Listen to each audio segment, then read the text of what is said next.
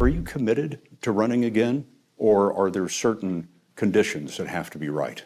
Look, if I were to say to you, I'm running again, all of a sudden a whole range of things come into play that I have requirements I have to change and move and do. In terms of election laws? In terms of election laws. Reading between the lines, is the guy running in 2024? No.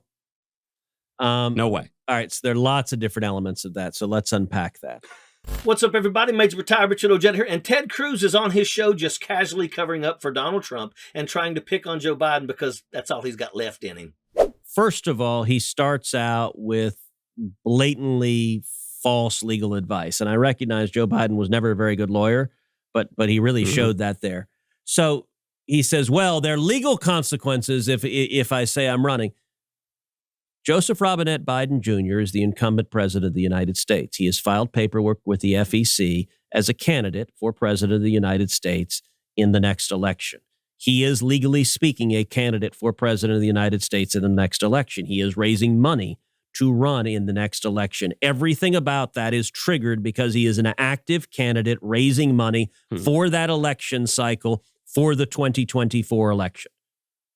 Nothing changes if he says yes or no. In this clip, you're going to see that he's trying to casually gloss over the fact that Trump hasn't made a bid for president in 2024 because of, all the impending court and civil cases he's wrapped up in. And comparing the two is like comparing a human to an orange, literally. Trump may not make it out to the podium ever again because all the lawsuits piling up on top of him may have him behind bars for the rest of his life.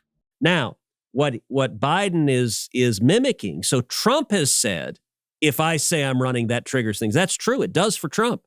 Why? Because Trump is not the sitting president of the United States, and he is not a filed candidate. When you file for a candidate, that does trigger limitations. That does trigger a whole set of legal restrictions, all of which apply to Biden one way or the other. So Biden's opening answer is just gobbledygook. Also, for someone who complains about Democrats needing a safe space, Ted Cruz is saying trigger a whole lot. Wonder how he is feeling about all this. Cruz is also terrified to speculate on Trump running again because he knows that would crush his own dreams of ever having the presidency to himself. They had it out a bit in 2016, and I think anyone going toe-to-toe with Trump would face the wrath of his deranged ghoul gang and a good portion of the Republican Party.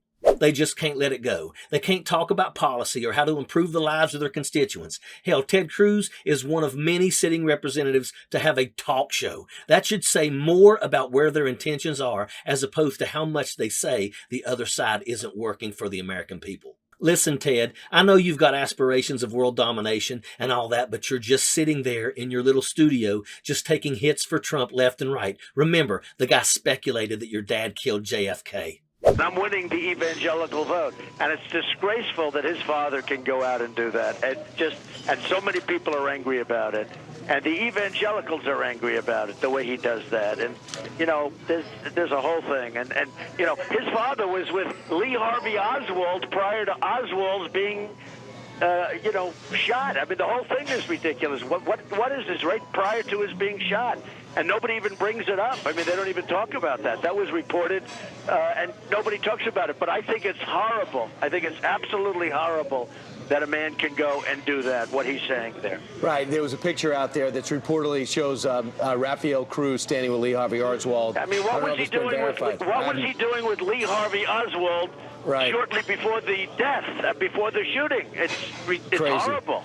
He called your wife names and degraded you on a public stage. We all know that Trump is just an epic pot-stirring maniac. He loves the chaos and the trouble, but it's caught up to him. It always bites you in the end, but you can't hop off that sinking ship, Ted. Save yourself the trouble and the time from a guy that wouldn't save you unless his own life depended on it. And in the meantime, quit whining on your show and help out your constituents. Winter is on the way, so don't be caught out in Cancun again. Sappers clear the way, airborne all the way.